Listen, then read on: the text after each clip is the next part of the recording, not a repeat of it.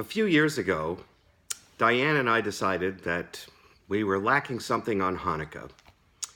Sure, we lit our menorahs every year, we played dreidels, we had Hanukkah gelt, but the one thing we didn't have was a Hanukkah tree.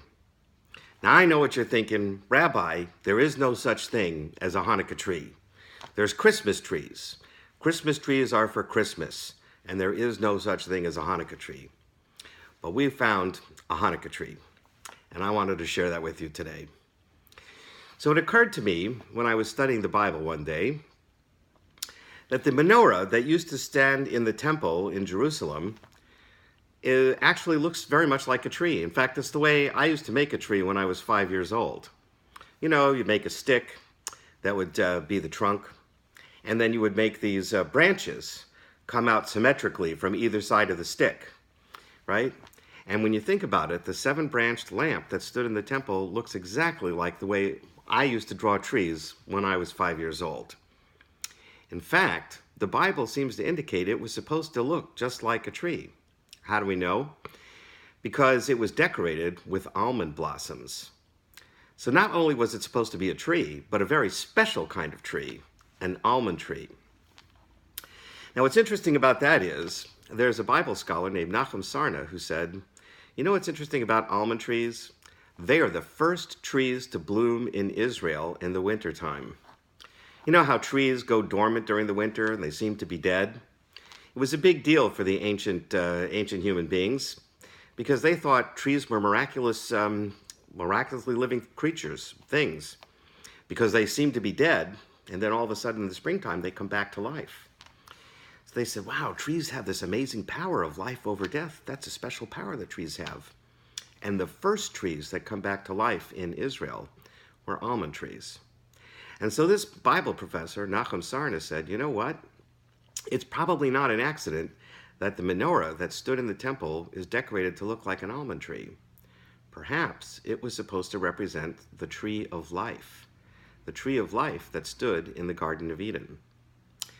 And therefore, it's the tree of life because almond trees are the first to bloom, and the first to come back to life in the wintertime. And so this got me thinking, you know what? If the menorah was supposed to be a tree, when we light our Hanukkah menorahs, we're lighting Hanukkah trees. And so Diane and I went out and bought a very special menorah, and it looks just like a tree. And so now this is my favorite menorah. It's my Hanukkah tree. And so this year, I just want to suggest to you that when you light your menorahs, think about all the wonderful symbolism that menorah has. It represents the tree of life. It represents the menorah that stood in the temple. It had 7 branches, representing God's creation, all of the beauty and grandeur of God's creation. The idea that God's presence fills the earth and all his creation. The light from the menorah represents wisdom and insight and Torah knowledge. It represents God's presence in our lives. It fills our home with light and warmth and beauty. There's so much symbolism in just lighting the menorah every night during Hanukkah. And the lights continue to increase. As we know, every night we add another light so that it adds more and more light. And this year, I think especially after Hurricane Harvey, when so many of us may not even be in our homes, or our homes aren't finished, or they're just getting finished, I think having this light and warmth and beauty in our homes, recognizing the annual symbol of rededication, is an extra special thing to light the Hanukkah menorahs in our homes. And one more thing, you know, the Maccabees, when they fought against the Syrian Greeks, they were facing insurmountable odds. The Syrian Greek army had the best war technology in the world. And yet somehow through the perseverance and the dedication and the diligence and the intrepidness of the Maccabees, they succeeded in achieving their goal.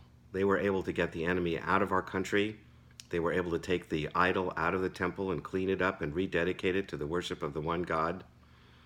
And they preserved the Jewish way of life. They kept the lights on, literally, in the temple, and those lights continue to burn today.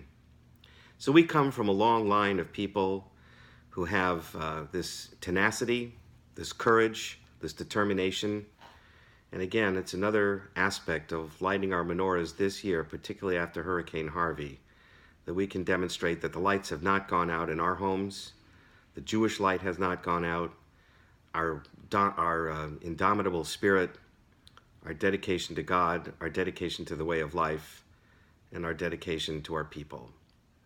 So I hope you'll all have a very good and happy, healthy Hanukkah, and I wish you a Shabbat Shalom.